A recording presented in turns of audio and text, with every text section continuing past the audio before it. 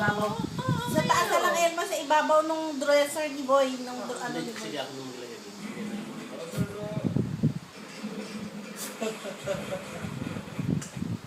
Uy.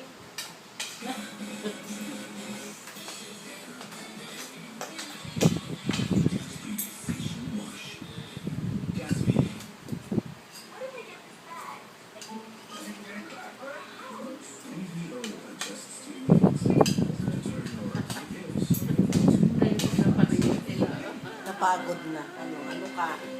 Hihinga-hinga ka ngayon. Ganda-ganda lang ayos kanina ni Yudi. Nawala yung ayos kanina. Balay mo na sa mukha ng lahat. Uy. Sana ano? Sabi ng mata ni Simon.